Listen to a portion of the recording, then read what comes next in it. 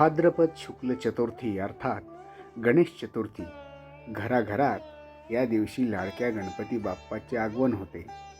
श्री गणेशाची पार्थिव मूर्ती आपण घरी आणतो आणि त्याची यथासांग पूजा करून प्राणप्रतिष्ठा करतो.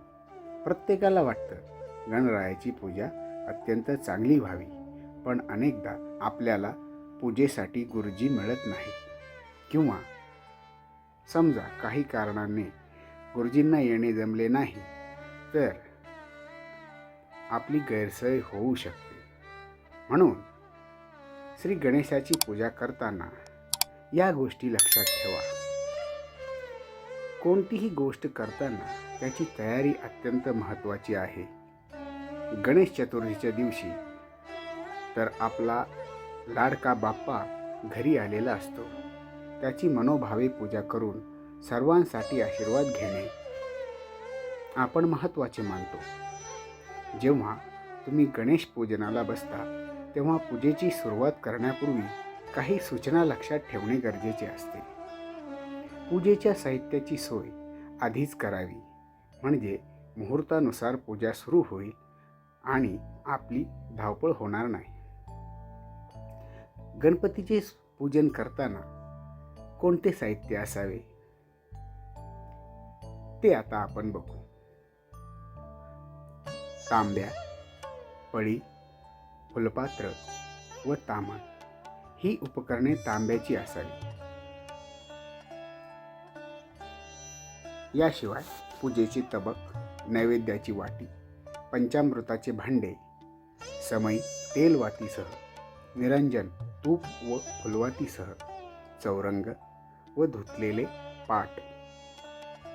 साहित्य: हळद, कुंकू, गुलाल व रांगोळी, नारळ 2, केळी, डाळिंब इत्यादी फळे, विड्याची पाने 12, सुपाऱ्या 10, खारका 2, बदाम 2, कापसाची वस्त्रे, यज्ञोपवीत म्हणजेच जानवे व काडवाटी, अक्षदा, निवडलेले व धुवून कोरडे केलेले तांदूळ, गंध, शेंदूर, अष्टगंध, बुक्का, सुगंधी तेल, अत्तर व कोमट पाणी, फुले, शमी, दुर्वा, हार, उदबत्ती व कापूर, गूळ, खोबरे व पंचामृत,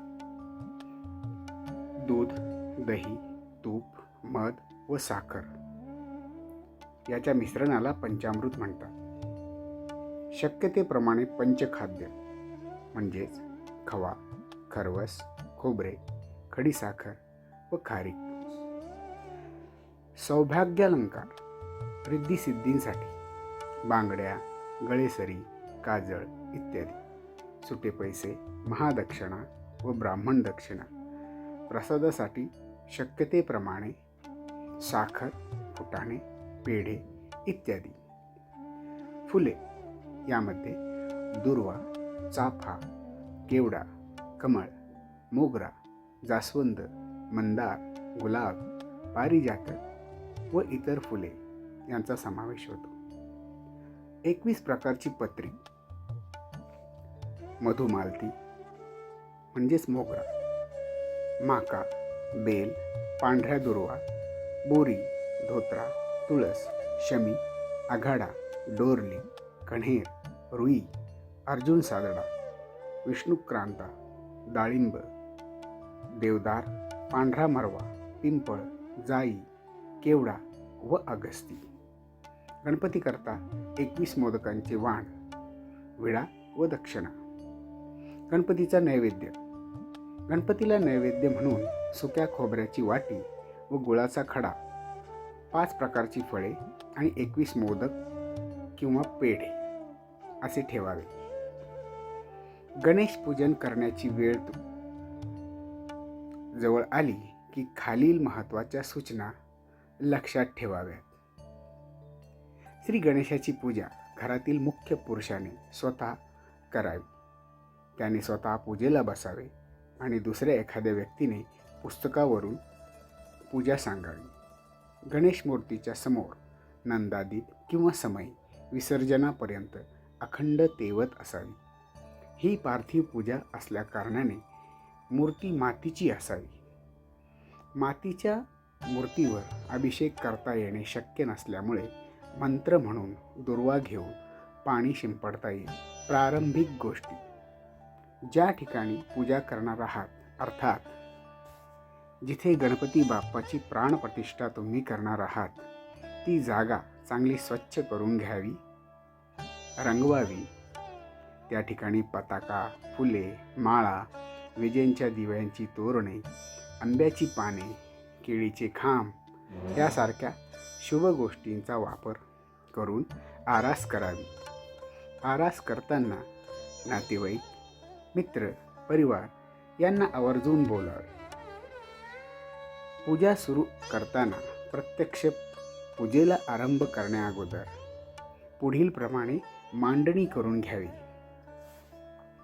पूजेच्या जागी मोठा चौरंग अगर पाट भिंतीला टेकून ठेवावा. चौरंगाखाली व चारी बाजूंना रांगोळी काढावी. चौरंगावर उजव्या बाजूला विडा सुपारी ठेवावी. डाव्या अर्ध्या भागात 2 विडे ठेवावे. त्याच्यावर मधोमध एक सुपारी ठेवावी. या रिद्धी व सिद्धी होत.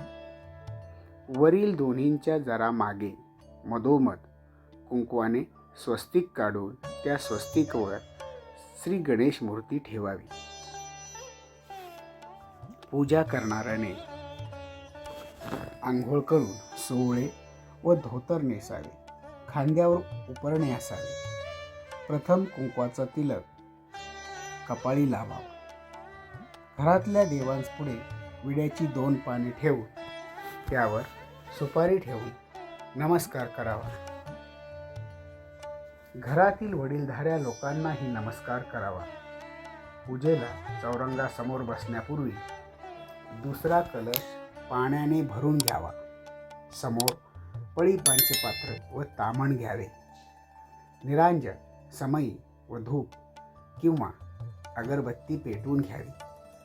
तुपाचे निरंजन मूर्तीच्या उजव्या बाजूला आणि तेलाची समई मूर्तीच्या डाव्या बाजूला ठेवावी.